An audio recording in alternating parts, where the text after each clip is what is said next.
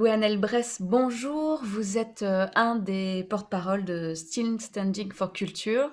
Alors, la culture, pour l'instant, est toujours à l'arrêt. Lors du dernier comité de concertation, il n'y a pas vraiment eu de décision de prise, à part celle de dire que des événements en extérieur pourraient avoir lieu éventuellement à partir de juin. Ça vous a fortement déçu? Déçu, oui. Étonné, pas vraiment, vu les précédents Codeco, vu comment le gouvernement gère la chose depuis des mois maintenant.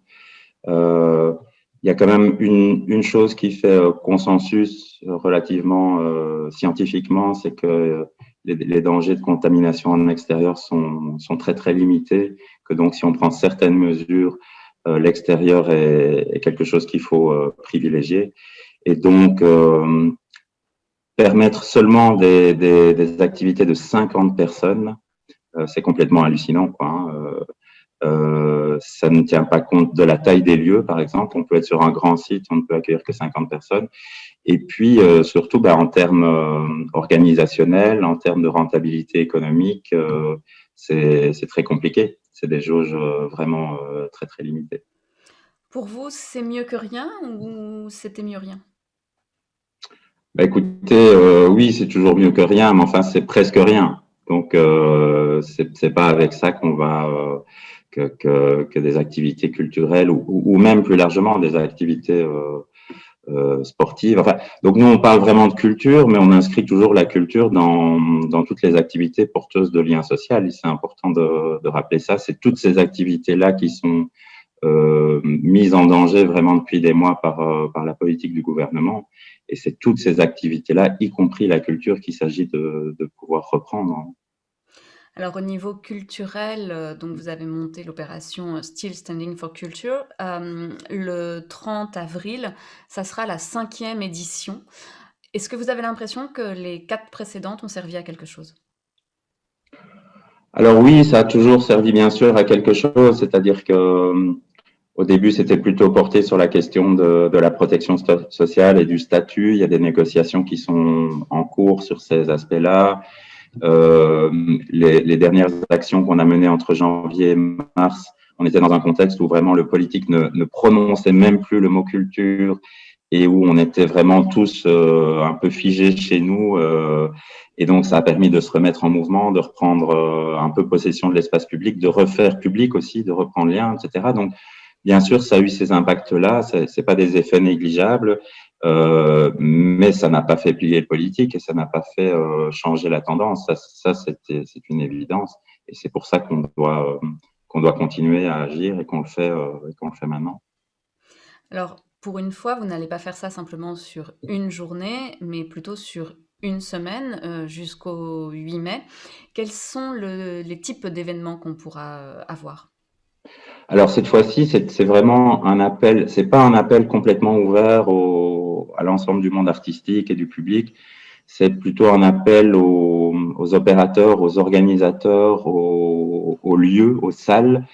Et c'est une action vraiment concertée avec un maximum de lieux, de salles, d'opérateurs pour faire en sorte de commencer à se déconfiner nous-mêmes, puisque le gouvernement ne le permet toujours pas, et qu'on a bien compris que la culture n'est pas seulement la dernière des priorités, que c'est vraiment pas une priorité pour eux. Donc, il s'agit de montrer d'abord qu'on n'en peut plus et qu'on va, à un moment, il faut arrêter de les attendre, mais aussi qu'on peut accueillir du public dans des conditions qui sont pour l'instant, qui à la fois tiennent compte du fait qu'il y a un virus et donc qui prennent des précautions, comme ça a été le cas l'été dernier, quand les lieux culturels ont pu rouvrir, mais en même temps avec vraiment un public et vraiment des jauges qui permettent un minimum de viabilité aux activités. Parce que c'est ce qui est assez paradoxal. En Belgique, on avait toujours dit qu'on allait lancer des événements tests. Ça n'a pas été fait, alors que dans d'autres pays, comme aux Pays-Bas par exemple, il a été prouvé par certaines études scientifiques que aller au cinéma, ce n'était pas un lieu de contamination. Qu'on n'ait pas fait ces événements tests, vous le comprenez ou pas? Ah oui, oui, moi je comprendrais qu'on n'ait pas fait ces événements tests, puisqu'en fait ils ont été faits à l'étranger, donc il n'y a pas besoin de les reproduire. Une situation dans une salle en Espagne ou en Belgique est une situation dans une salle. Donc, c'est le principe de la science, c'est qu'il y a des expériences qui sont à gauche, à droite et qu'on en tient compte au niveau international.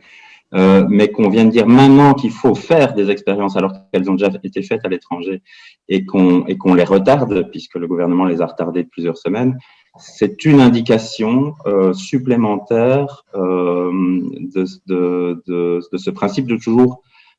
On a l'impression qu'ils sortent toujours de leur chapeau de nouveaux arguments pour retarder l'ouverture des lieux culturels, mais aussi des lieux de jeunesse, des clubs sportifs, etc. Alors qu'en fait, s'il y avait une véritable préoccupation pour ces activités-là, on aurait pu s'en soucier il y a des mois, en parler il y a des mois. Aujourd'hui, on commence à parler de questions d'équipements spéciaux, d'aération, de filtrage de l'air. On commence à parler de tests à l'entrée des salles et des choses comme ça. Ce sont des débats qui posaient énormément de questions. Hein. C'est pas des débats simples. Ça pose des questions économiques, éthiques, politiques très très profondes. Et donc sortir ça en avril, hein, je veux dire, il faut se rendre compte on est fermé depuis le 25 octobre. Sortir ce genre de choses-là maintenant, c'est vraiment encore une démonstration c'est une manière de gagner du temps. Nous, c'est comme ça qu'on le comprend. C'est que le gouvernement veut encore attendre juin, juillet avant d'envisager une véritable réouverture. Alors vendredi, il y a un nouveau comité de concertation qui doit se pencher sur le secteur culturel, notamment pour cet été. Vous en attendez quoi? Écoutez, on sait bien comment ces choses-là se passent. Il y a des propositions sur la table qui ont été relativement concertées avec une partie du monde culturel et une partie du monde de l'événementiel, mais pas tout le monde. Ce sont des propositions qui, je pense, posent des problèmes, mais qui permettraient une réouverture sous conditions relativement rapidement. Et puis, il y a une partie du monde politique qui ne va pas soutenir ces propositions, on le sait d'emblée, et donc ça va être des arbitrages et des engueulades entre eux qui vont se faire selon des paramètres qui nous échappent totalement. Et donc, en tout cas, on sait qu'il y a une tendance dans le monde politique à vouloir conditionner la réouverture des activités de lien social, des activités culturelles, à des paramètres épidémiologiques. Et donc, nous, c'est ça qu'on conteste avec force.